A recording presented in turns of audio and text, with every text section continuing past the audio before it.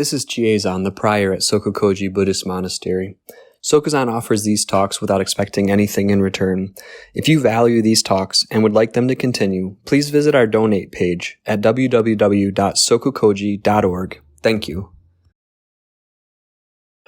So this title of this morning's Dharma talk is No Being Angry. This is I think it's the ninth prohibitory precept in the Soto Zen lineage going back to Dogen Zenshi in the 13th century. Lots of precepts. We have 16 of them.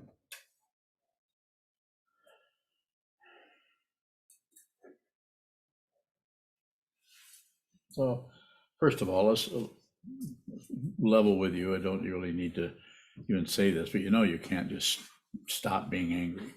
It's impossible to do that. Can't just stop. At least I can't. So what does that mean?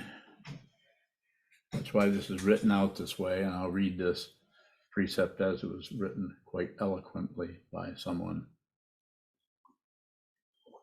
But it brings you to understand more clearly what this is about and how difficult it can be. No being angry beyond our limited conceptual realm. Contemplate that. Beyond our limited conceptual realm of right and wrong, up and down, back and forth, should and shouldn't, could be, can't be, won't be. The realm of how we think things and situations ought to be. Think about that. How many times do you do that? How things ought to be. That shouldn't be that way. I shouldn't be treated like that. I shouldn't be treating someone that way, but I can't help it. You do not have free will in the conventional sense. There might be a little bit of freedom, but the freedom here, as it is spoken of, is you are free to even listen to these teachings. You lucky dogs. You know how lucky you are?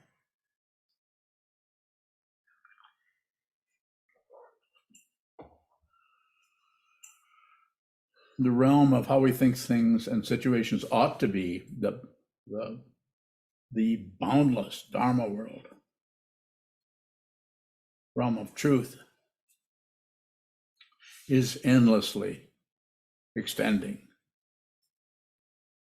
giving up our expectations on each moment and bowing to the richness of how things really are. There's no being angry. That means that the thing that is really upsetting you is still there, and it has a right to be there. It has a right to be there. Anything that occurs has a right to be there. Who are you, or who am I, or anyone to object to any damn thing? Objecting if something happens in the form of someone's voice, someone's statement, or some situation that comes to you less and less personified by a person, just the situation, it has a right to be there.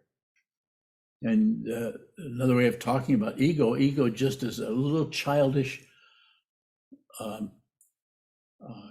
shrunken form, shrunken aspect of consciousness that wants its own way. You're not going to get your own way. Why? There isn't any your own.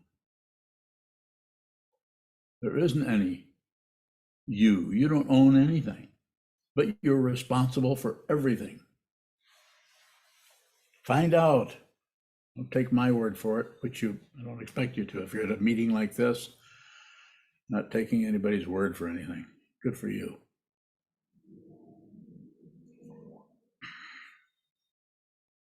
No being angry. The very thing that got me on this path is anger. Rage.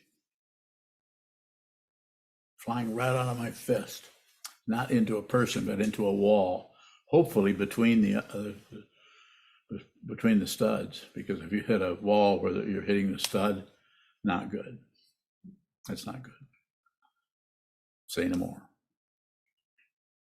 But if you hit between it, and it's just what do they call that stuff? When you were hitting them, plaster and laugh.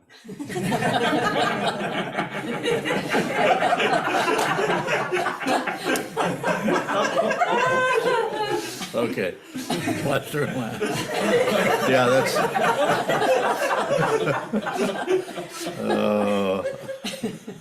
I did not intend to be your straight man. Yes, plaster and lath is what they built walls for in the earlier century. No, I never hit a plaster and lath wall. I hit the one that had wallboard. Is that wallboard? Yeah, and it's made of plaster, but there's no lath in there, so it goes right through. Well, you've hit them before, haven't you? You have too? So you get angry too? Yeah. Oh, well, good. Well, we're in good company. So what we do when we get angry, conventionally, we just want to get rid of that. And if we can find a person or a wall or something, anything to show that incredible rage or anger out at, it creates more circles, of course, samsara, and it does reduce that in consciousness somewhat. It won't get rid of it, but it gives us a little bit of a outflow that might release some of the tension.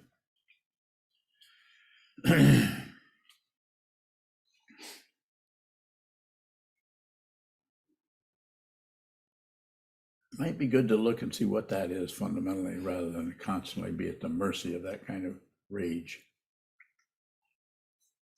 Plaster and laugh, that would make a good Dharma talk title.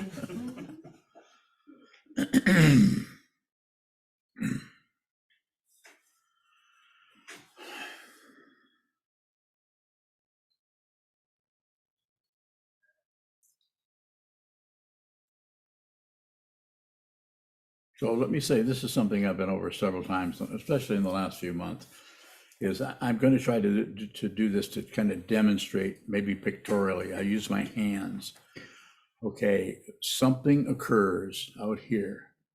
We're in our life. We're in day 5,629, whatever, of our life. And something happens over here that we look at and causes a reaction here of anger. So that's just dependently arisen. That's dependent origination. That's paratantra, if you want the fancy word for it. It's dependently arisen. There's no personhood there. There really isn't any personhood in anything, in anyone anywhere or anything anywhere. That's the illusory part of it.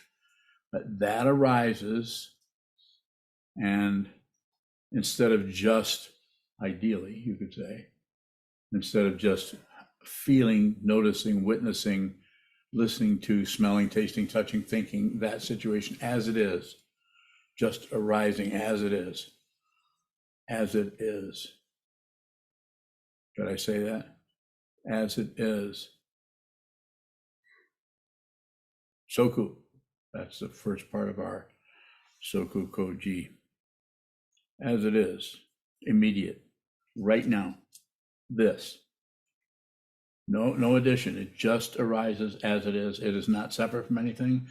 It's only separated because you have eyes. It's only separated because you have ears. It's only separated because you have receptors everywhere, nerve endings, including the mind. The idea is to just receive that. And what the ego, if you've not seen through this yet, will do, it will see that which needs to be just received as life coming at you. It will see, it will personify it. It'll turn it into some personal thing about you. And so then you get to add on your personhood to it. I'm feeling that. No, you're not. There isn't anybody.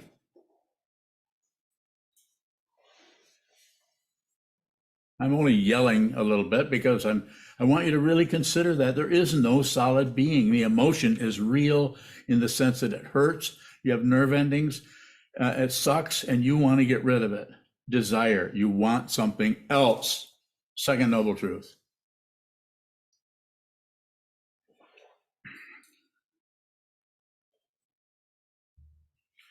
So when you're practicing sitting meditation, when you're practicing your awareness, whatever is happening in between sessions of meditation, you might want to look at that closely without adding, subtracting, dividing, don't do anything with it. Just receive it as it is. It's just that. It's just that. And if you do add on to it, if you can actually see that very subtle paper thin area where that changes in from paratantra, dependent origination, into parikalpita, or the imaginary nature, where you function in the same way that does, only you personalize it. You make it into my feeling. It's not your feeling.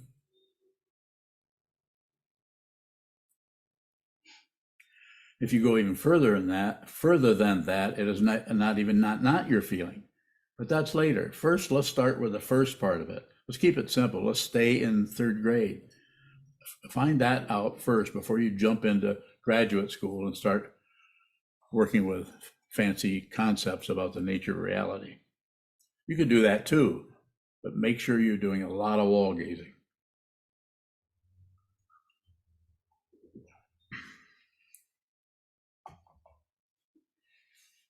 Mason, are you sleeping?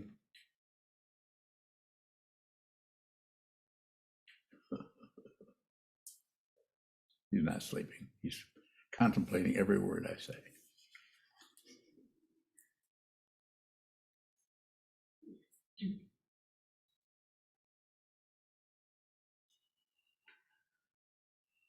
This is a very, very narrow area that you can look at. You can see that where we tip over out of the, to use the relative word, is objective, a very objective part of receiving what this world is, what this situation is, what your mind stream is, and personalizing it into my feeling, something I've got to get rid of, or I've got to stop.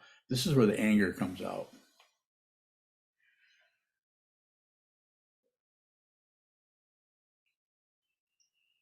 And it's not about stopping that. It's about being aware of it. Awareness. If you're aware of what happens, it will stop, because it will just be obvious that it's untrue.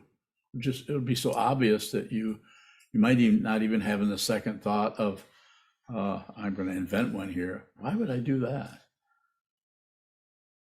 It's not even, it wouldn't even come up to the question part of it. You just wouldn't do that anymore. And you might not even particularly notice it. Other people might notice that you're no longer acting in an insane fashion.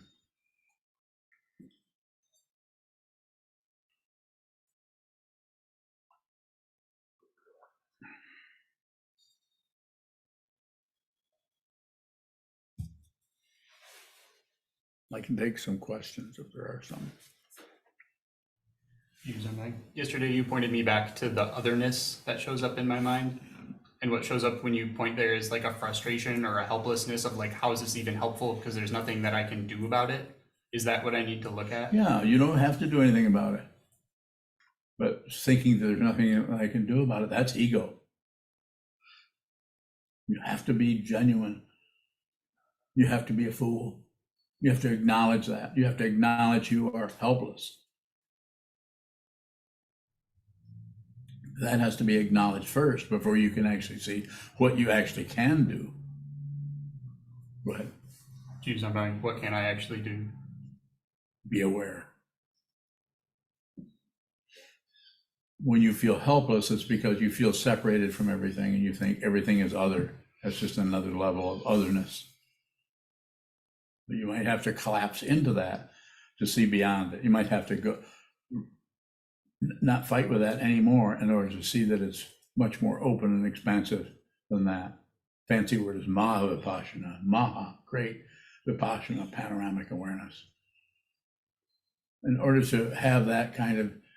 the kind of closed down area, you have to ignore everything in order to, so that energy of consciousness goes into that ball, that crowded area.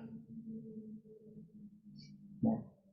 Is there anything for me to practically do other than keep going and practice? The instruction I give you when on occasion, quite frequently actually, is whatever arises in your mind stream, no matter what it is, receive it. Don't add to it, don't interpret it. No guesswork, no speculation. Whether it comes from thoughts in your own mind that are coming up, or whether it comes from someone across the table from you or in the room. More? Is that a practice off the cushion that I should be relating to? Just receive, yeah, off the cushion. But it's not something that it's since your body is in Shikantaza, your body is holding very still, and you can see more clearly what arises in the mind stream. Just receive that. And when you're up, moving around, doing things with your job or in a relationship with others, whatever they say or do, or whatever anyone says or does, whatever shows up, don't add to it. Don't figure it out. Just receive it. Receive, receive, receive is so important. More questions about that? We have them. So is the emphasis really about receiving the way that I can't do that and just seeing the ways that I continually add on? That might be what shows up for a while, yes. Receiving how you can't. Whatever is there, receive it. If what is showing up in the mind stream is, I can't do this, or this is not working, or I'm having no success at this, or whatever it may be, just receive that without anything else. Anything other than receive, just receive that, and that's it. That doesn't mean you snip it off or cut it off. But just receive that, and you'll notice if you thoroughly receive that, nothing much else will occur, other than the follow-up that I can't even receive that, and then just receive that one. It's that simple and that difficult. It is difficult to do this. More. It seems like there's a fairly consistent monologue in my head of how I'm receiving and how somebody's triggering something and they're the one that's wrong. So is there no effort to stop that? Just receive it. Just receive it. And actually, I don't care if they're wrong, wrong or not. That's not your job. Your job is to receive everything, not to add on that they're wrong. But if you do that, then just receive that. There's no way relatively they may be wrong, but from the point of view of your practice, everything is your fault. Until you have some basic clarity about this, that's going to be difficult. Go ahead. What does receiving look like functioning with others when that monologue is showing up? Don't say anything. No outflows. No scowling face. No hangdog look. There's very subtle ways that we communicate to others how we feel. We might not say anything, but we do it with our expression. Hanging our head or turning away or tone of voice. Don't do any of that. But if you do that, then receive that and receive it as it is, if that's what you're doing. More? What about in an interview when somebody's trying to get at the way something looks to me or how I'm feeling? Listen to them. Somebody's saying to you and telling you how you're feeling and criticizing you, listen to them. Everything. If you're a student 24/7, and you should be, you're a monk, you should be receiving everything as a teaching. All of you should. I couldn't do this if I didn't receive everything as a teaching.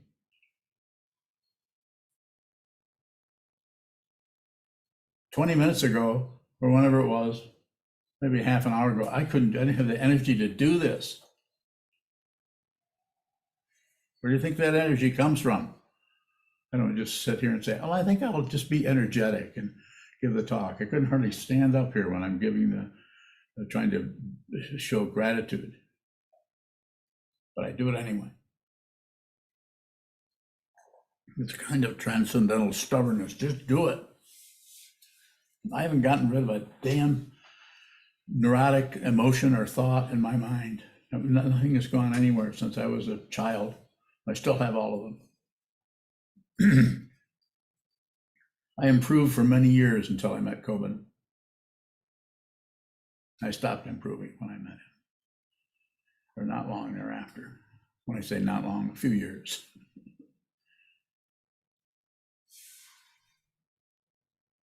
What? Choose on mine. What if somebody's asking how I'm feeling or is trying to get me to take a position on something? Well, of course, it would be situational, but you could say, because I'm doing okay. And if they go further and say, well, not so good. But you could start out by saying, I'm doing all right. You could lie a little bit. It's about being aware of a lying. It's not about not lying. You can't stop. You can't help but lie. If you think otherwise, you should come and talk to me about it. You can get an appointment. You can't stop. You can't help but say things that are untrue all day long. It's about being aware of those. Go ahead.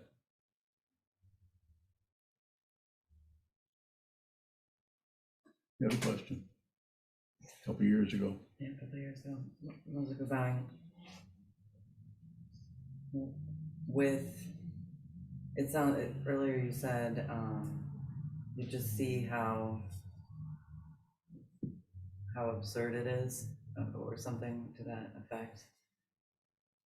And that feels like I could see how that can happen with an emotion that's highly subjective, where you're just kind of seeing how the story is, not true. What's the misunderstanding behind like a more primal objection where there's no story, like hitting the wall?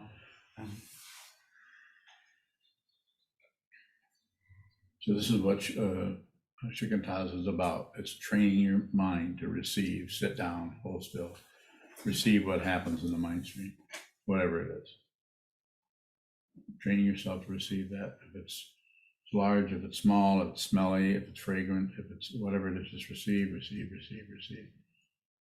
So then when you get up off the cushion and you're in your everyday situations, then you're more apt to receive what happens rather than add on to it. Did I get close to what you were asking about, or is there something else? When you were hitting Laban Foster, was there a story behind that? Well, it's been a while. Probably was some kind of a story, but it's some kind of rage against somebody or against my own mind or my own inability to just deal with whatever was happening.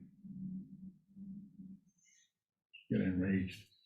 I don't remember the stories, but there probably were stories at the time. I also used to be driving along and just jam on the brakes of the car so that everybody in the car fell forward. My children.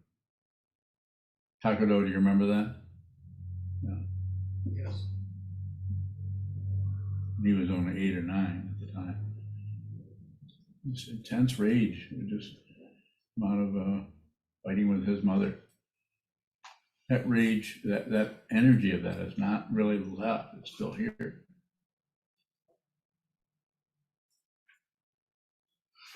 Doesn't show up very often, maybe once in a while. Rarely. What? Do you just see that the energy itself isn't real?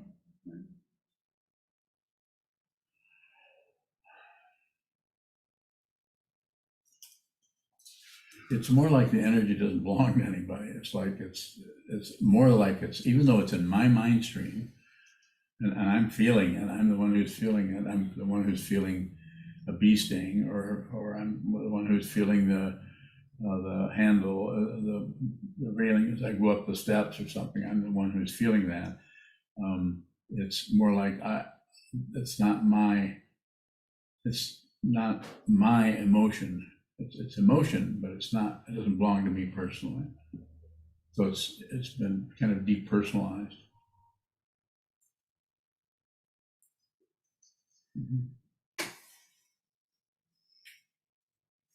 Shadow bowing. Shadow bowing. When we're endeavoring to receive everything as a teaching, I'm thinking in particular around difficult family situations for me. Might it still be appropriate to just leave that situation? Yeah. That's for the four karmas are pacifying, magnetizing, enriching, and destroying. So the last one is destroying, and which is not destroying something, but it could be breaking the connection or destroying the connection. Just get out of there. If nothing's going to seem to work, but if everything seems like it's going to just escalate the whole thing, then just leave. It's not cowardice. Shadow bowing is just receive different than doing nothing bowing?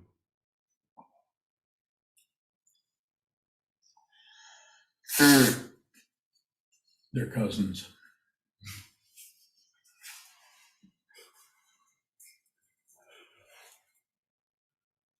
Very similar. Because if you're doing nothing, the concept of doing nothing may show up differently for different people. Someone might say, well, I was just doing nothing, but you weren't. You were scowling at the person. I'm doing nothing. It didn't bother him a bit. More? Shadow bowing. I'm just wondering, can just receive become a position that is unintelligent? Bowing. What do you mean by intelligence? Shadow bowing. I think the way I was using it would be to use just receive as a protocol. I'm wondering if that can be where we're not actually looking at the situation somehow. Okay. Yeah, yes, it could get very tricky in there where we're kind of fooling ourselves into thinking we're accomplishing something we're not.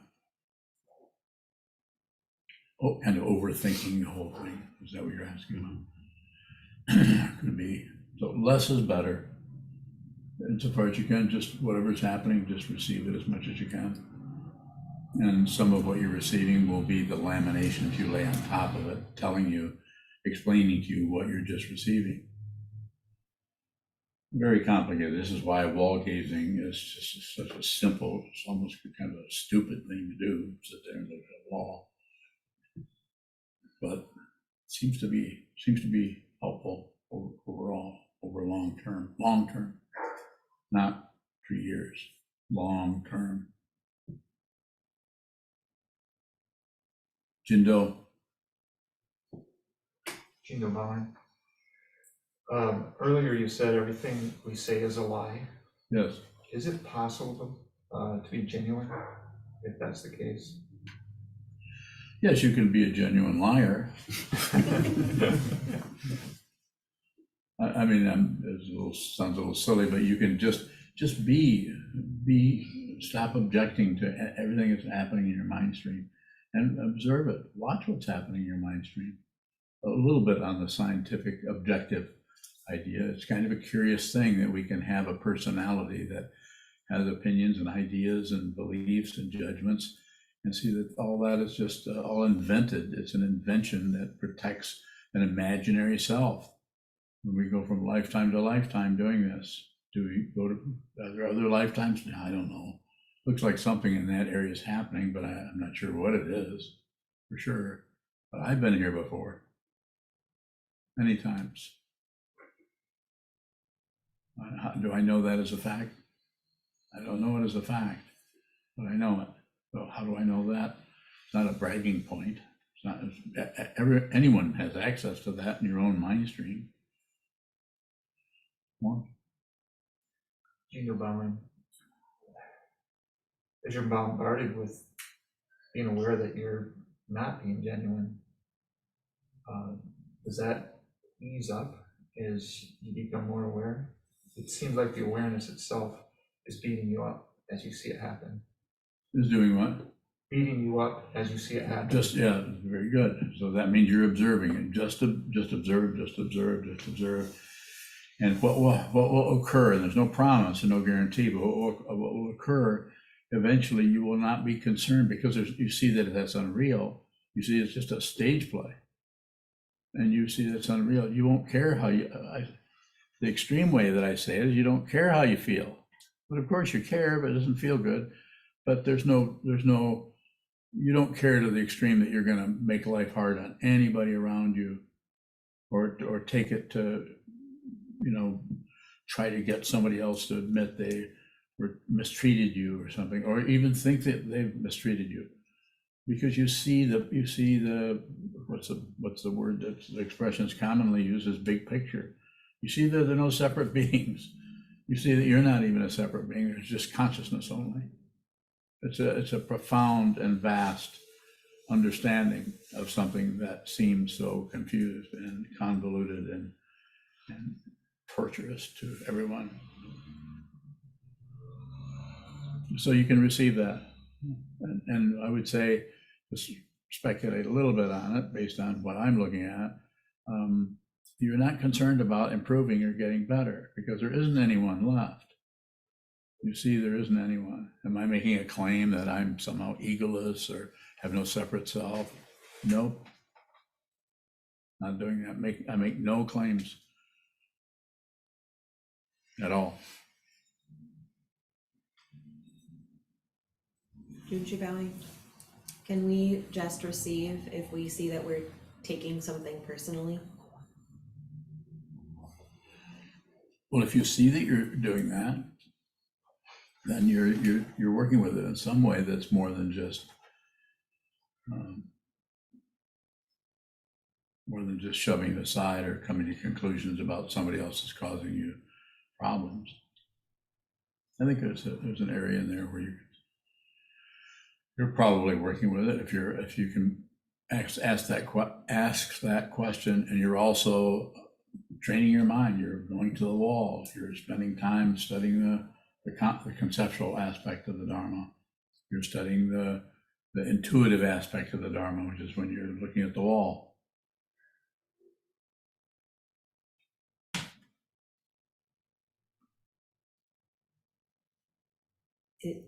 Junshi bowing, it feels like there's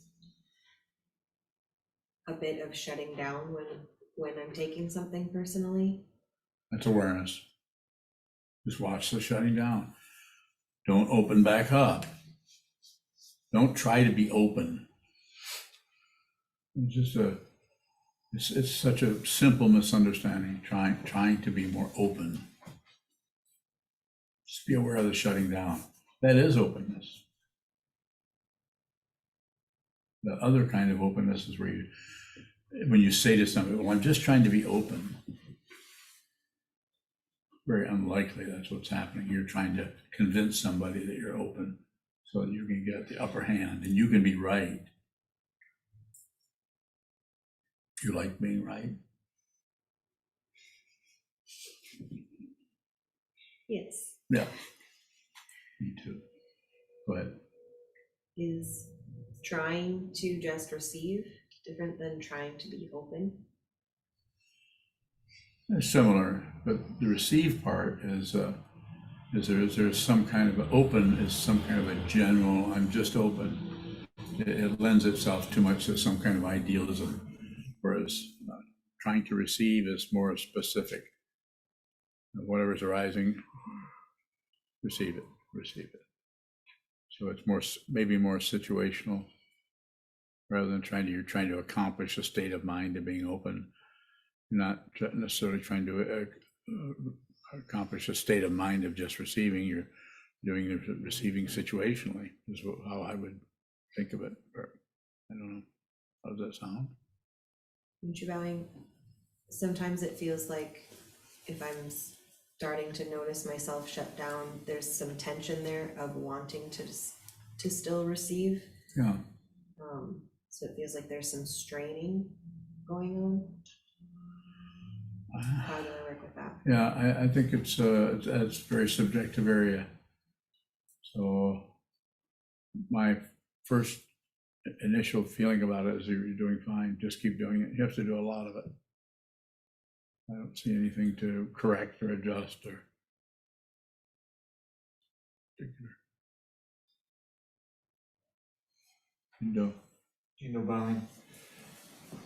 As I'm bombarded with how I can never be the contrast of all these lies and seeing the contrast between the relative world that I'm living in, and I'm in meetings and stuff, and nobody's, I'm seeing the contrast of how I'm not genuine, how I'm bombarded with all this stuff all the time, and it's hard. Does becoming more aware make you more insane, or does it? Yeah, it does. It makes you more aware of your insanity. I mean, everyone here is insane, including yours truly. So we all have insanity. And when I say insanity, it's the way I define that or describe it is going to war with things that are not a problem. Going to war with an imagined other, an imagined paranoia.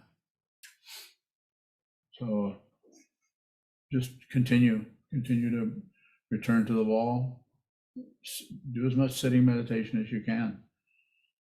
What you're doing is you're taking the whole apparatus that is crazy or telling lies or however you want to, being deceptive or self-deception going on.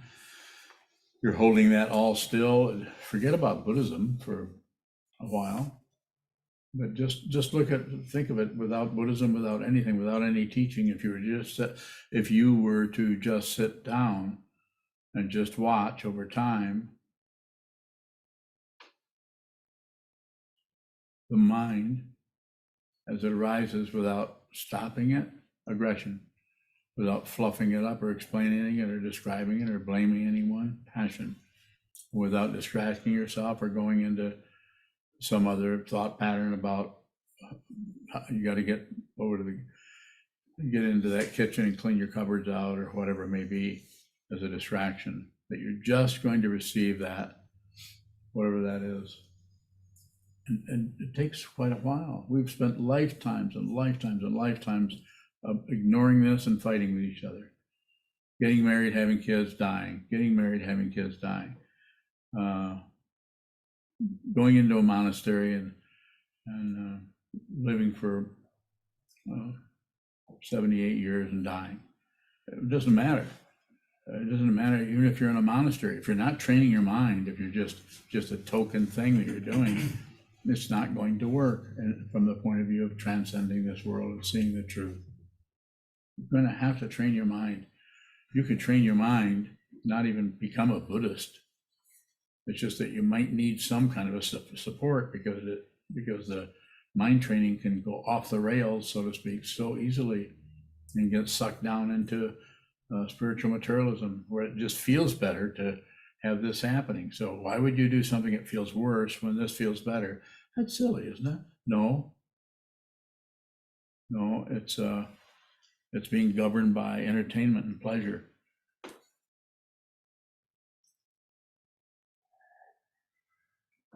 Train your mind. The Buddha didn't say, life is suffering. He didn't say that so he could say, well, yeah, I know he said that, but now we're going to go on to the happy part. No, life is suffering. It's difficult. It's not nihilism as opposed to eternalism. It's not nihilism. It's just the truth. We have nerve endings, all kinds of them. And most of the time, they're not too happy. Mine certainly aren't. But it's not wrong. It's just being, there's so many realms besides the human realm. We just happen to be here. There's more ahead, even though there isn't any ahead. Yes, sir. Shogo bowing. I think it was with Jiuzan's question, you said to acknowledge that we're helpless, or acknowledge that helplessness. A little bit. Is that more than just a conceptual acknowledgement?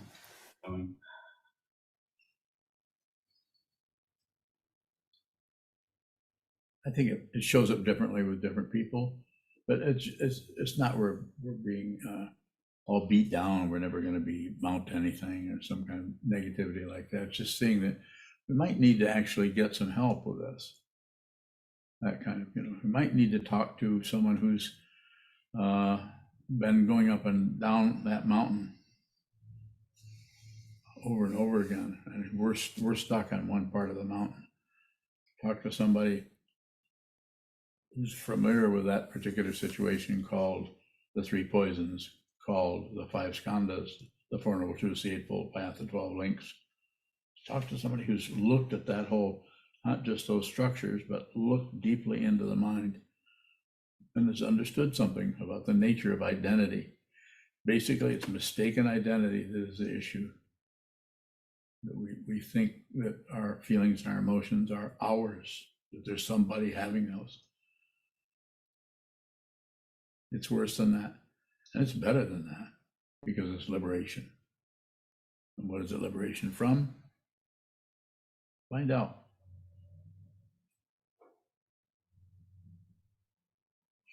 So helplessness isn't to not ask for help. What? Shadow bowing.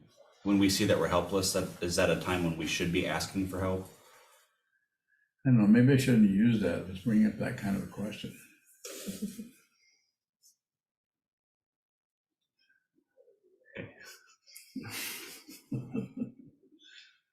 What do you think? Who's you know? Would you know? What do you want to know? Let's do it that way. I might get closer to what it is rather than discount the whole thing.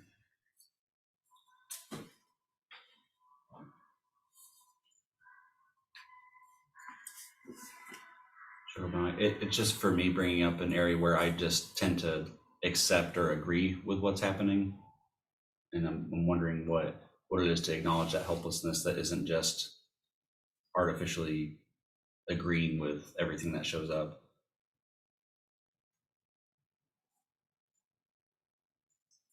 What do you want to know?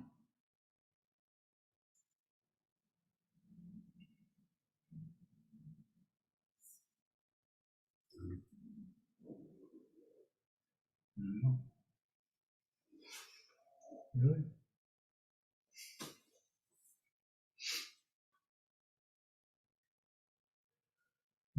Did the ascendant just change signs?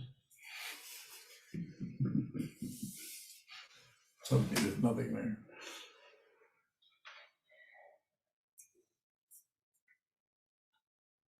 Hold on, ask me a question.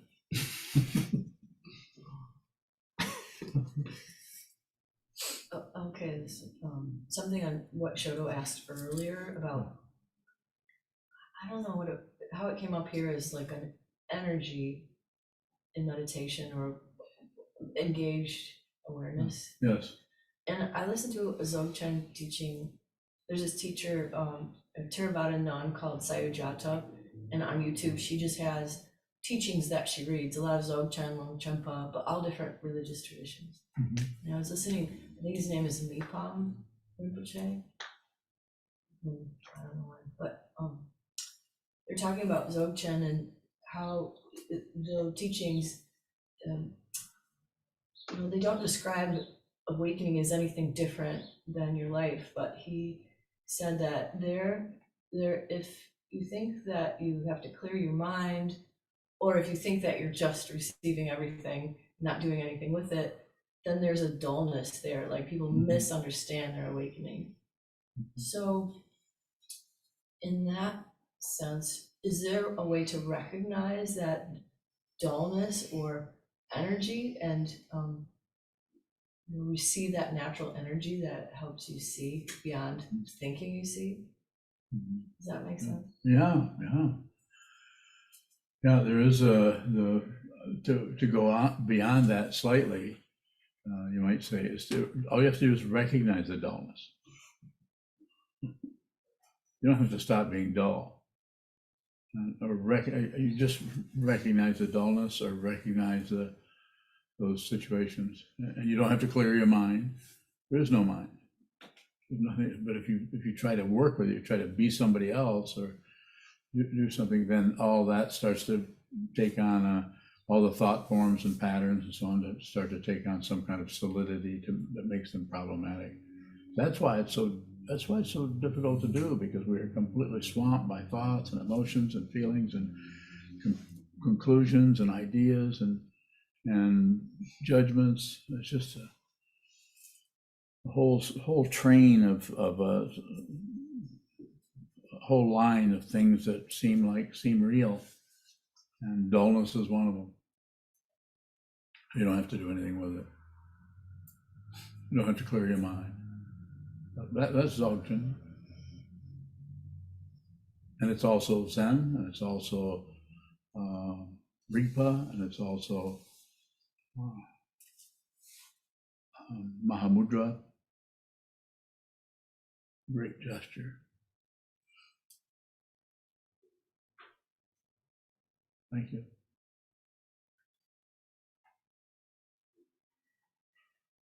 Any other questions? Any questions on Zoom? You Zoomers?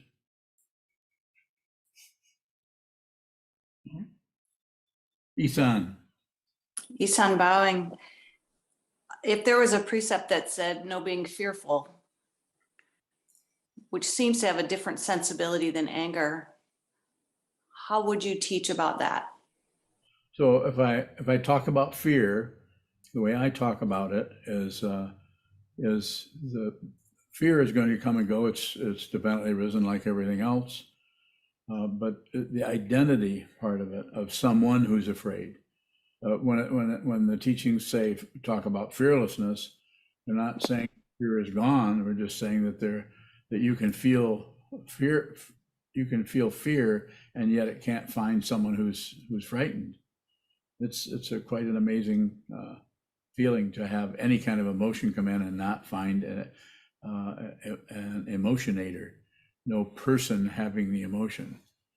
It's just in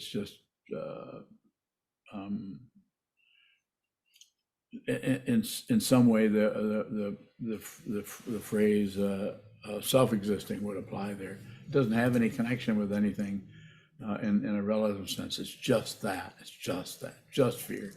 It's not fear about that, fear about this, fear about that. So it kind of deconstructs itself just by being in your awareness, just by being in your consciousness.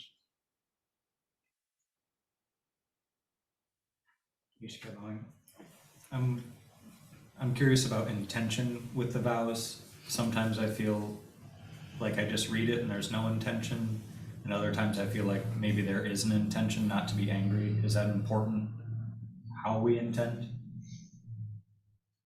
I think it's going to be probably be different with each person. So I don't see any problem with that. The important thing is to intend to read the vows, look at the vows, and intend to observe that vow, however that shows up in your mind, your understanding. And sometimes not much will be happening there.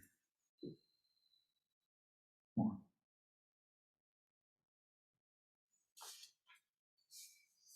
Go ahead. When you're bowing, is anger at the root of jealousy? Bowing.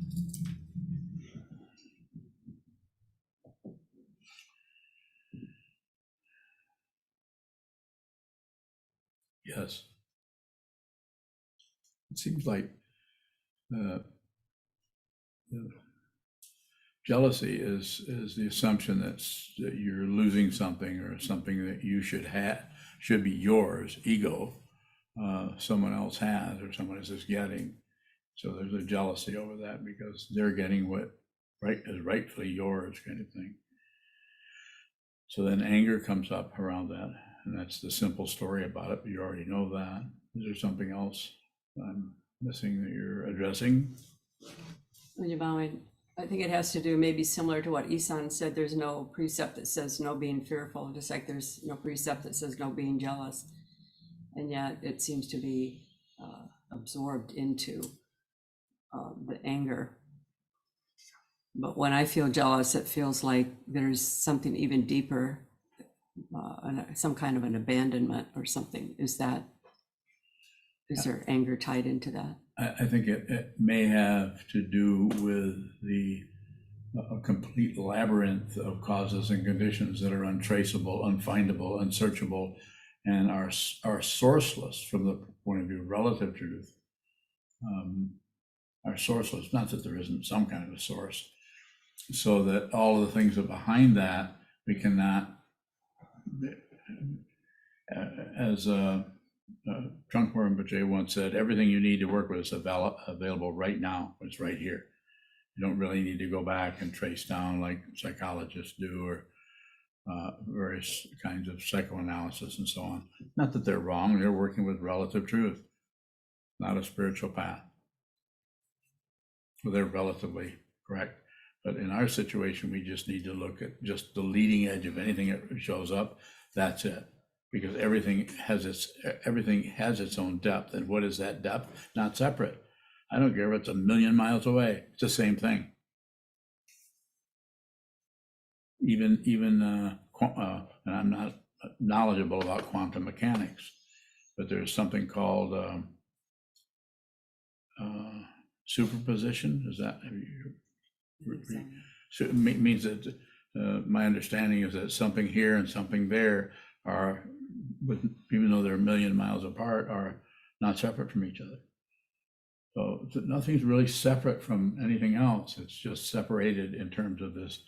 That way we get to have a world. We get to have a tree, a bunch of trees if we want them. We get to have them. So the idea of, say,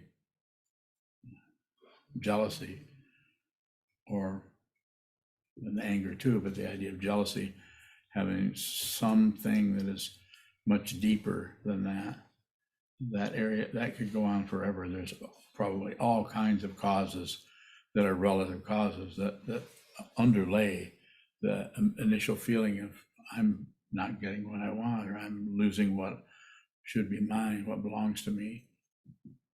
So the illusion that there's something, and that's what magnetizes us into trying to look deeper, and that's what gives us kind of a semi-credential.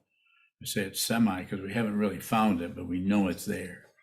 We haven't really found what it is. We can't hold it up and say this is what the cause is, because it's just a feeling of otherness happening. When you Vine, how does pride enter into that anger or jealousy?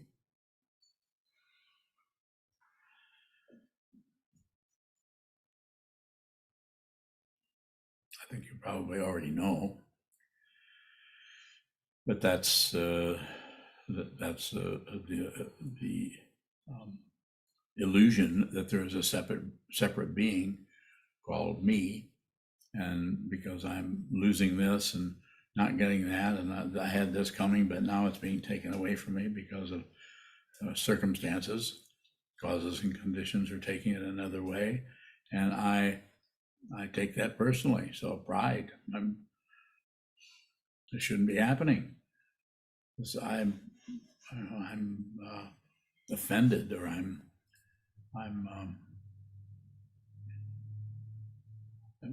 my pride is hurt because I've lost. I'm losing. I'm not number one, kind of thing. Ego. That's why probably the only way you could really work with that effectively.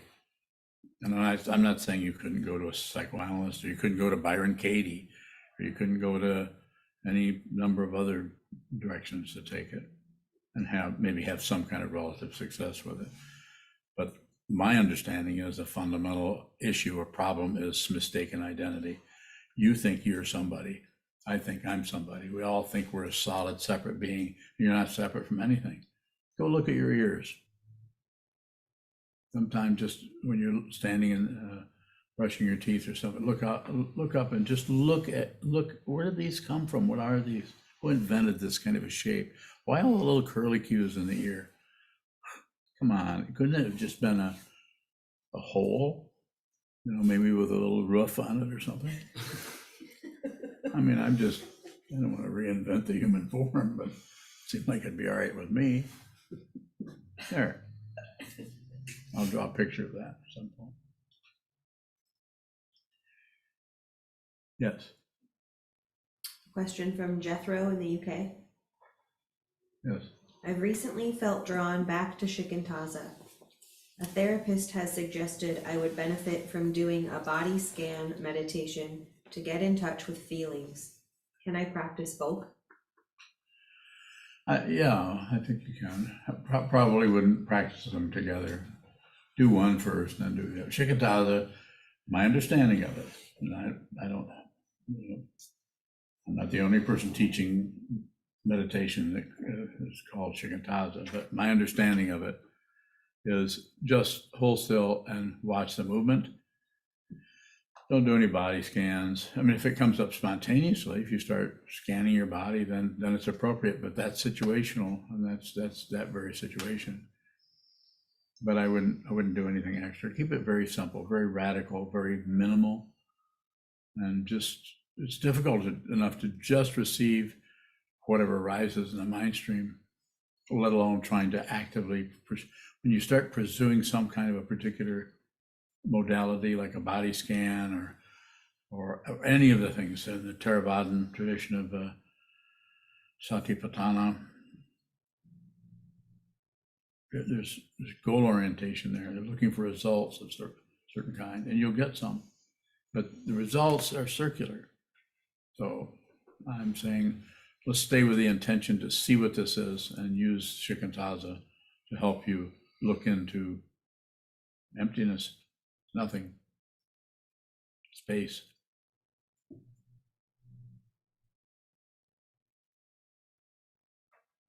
Yokavami, when jealousy or pride arises, is the anger deeper?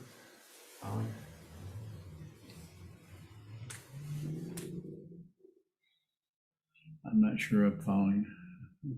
Deeper than what?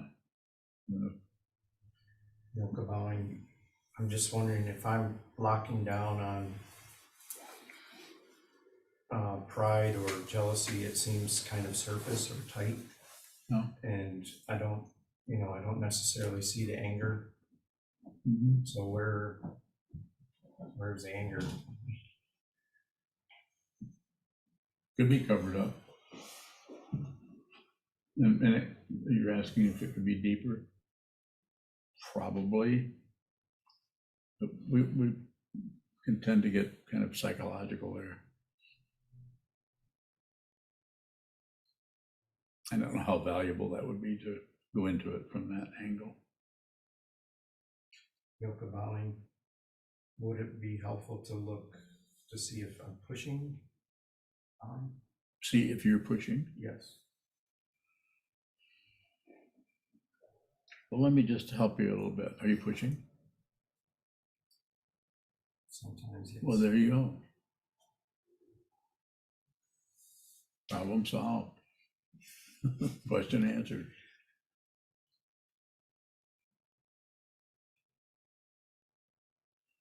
What was that? So that, then, since it's one of the three poisons, any of those that shows up, is there anything to do with those? No, just observe. Whatever shows up. If all that is showing up is anger or just one of those simple labels we put on emotions, if it takes different shapes, then that's good. Just receive that.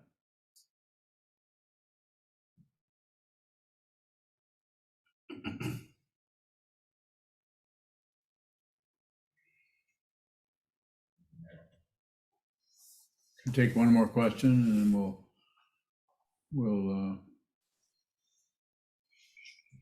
call it a day. Wulong bowing. Wulong. You mentioned Byron Katie, and one of her questions in the work is, what would I be without that thought? Yes. So similarly with envy, if envy is, if there's no envier, like what is envy without the envier and without compare and contrast? It seems like envy for me is experienced always in comparison or contrast. So what might envy be without compare, contrast, or the envier? Bowing. So, yeah, so what Byron is attempting to do with that, and it's pretty hard to do that without some kind of meditation practice. Even Byron Katie, who did not realize her true nature, assuming she did, through meditation, it happened spontaneously. She's what I call a spontaneous realizer. One day she just awoke, and she spent 15 years thinking about it before she started teaching.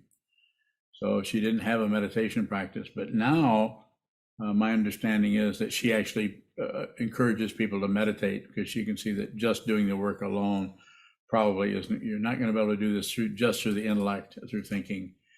Some people's thinking area is like, what, it's like marching into a ball of steel wool. I mean, it's just too much stuff going on in there. So I would say, to come back to your question, I would say that that envy without that envy is gone from the personal point of view. It might still be there, but it's been depersonalized. So what would you be when I look at what she's saying there? My understanding of it, I don't know what people's conclusion is about that, but from the point of view of their study of it, but I would say you'd be nobody, no particular being at all, which is not a conclusion. There's no, you can't be nobody, because that's more concepts. So I would just say there less, maybe less or no focus at all on the person who is envious, though the envy could still be there. So I think it's her way of working with that through ask 4 questions, turn it around, which is her basic teaching, or basic protocol for doing the work. Well, I'm bowing. Thank you. That's helpful.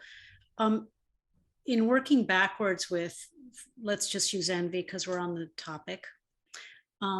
If you look at the characteristics, is it helpful to look at the characteristics of envy or anger, and as you remove them, coming to it doesn't exist without these qualities and these characteristics? Is that I would not recommend that.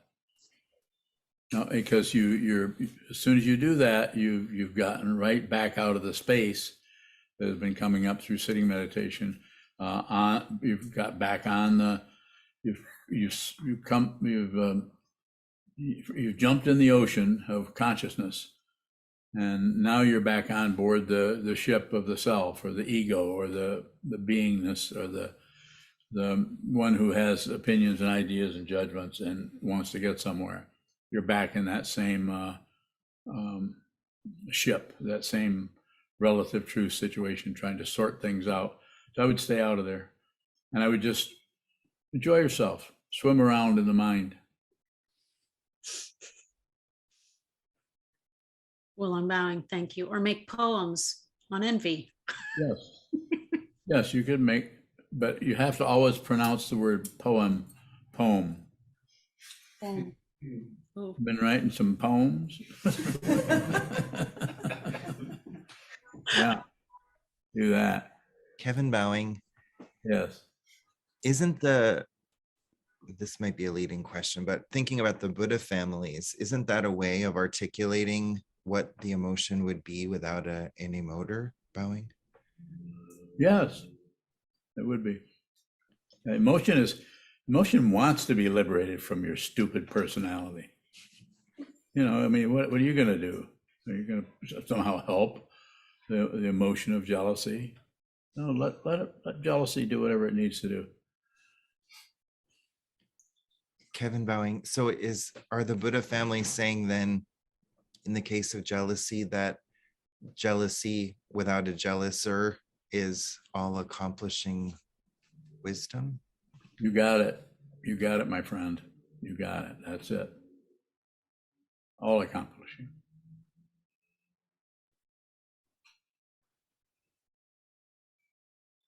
Yes. There's a question from Adriana. Go ahead, Adriana.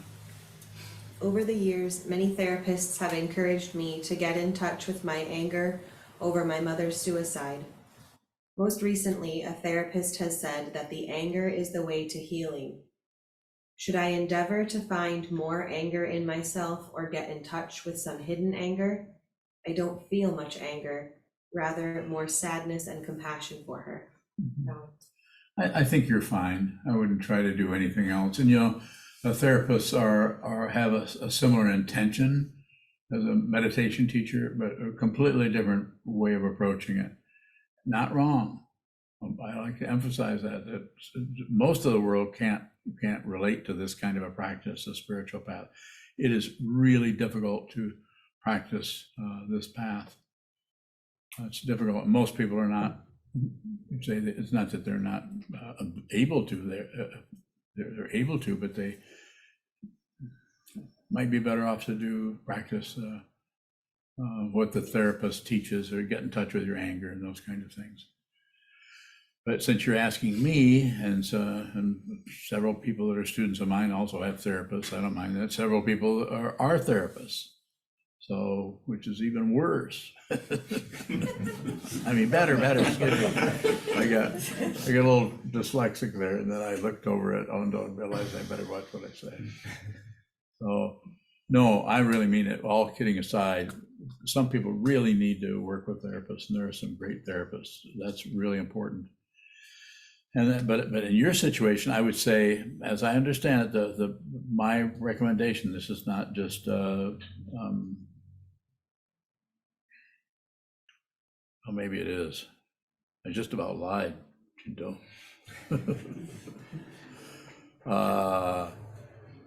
Sit more.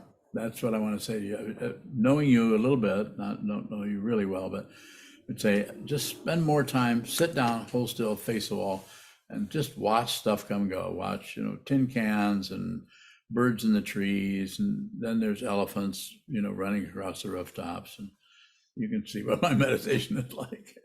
But I mean, just allow things to come and go, and enjoy. And not when I say enjoy, I'm not saying like a great feeling of happiness or something, but just be interested in the forms that come and go in the mind stream. They're amazing. They belong to no one.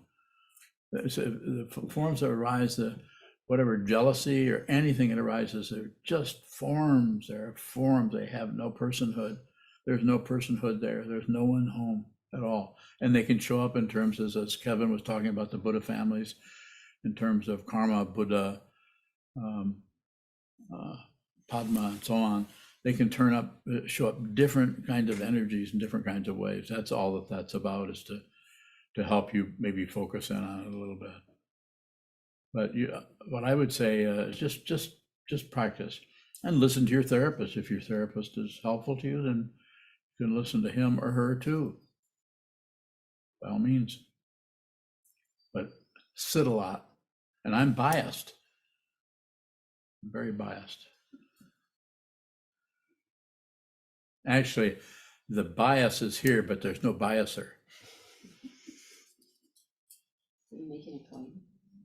I was making a claim about no claim. Yeah, I was claiming something. You got me. I'm caught in my own trap.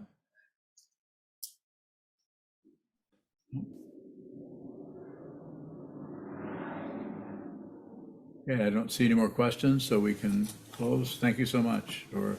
And thank you again for generosity. People have given so much to help us with this fundraiser. It's just been really amazing, and we're over our goal, I think, by 1,000 or 2,000 or something like that. So people have given to help us, and so that means that we're going to be able to fix the boiler down at Garuda House, more than likely.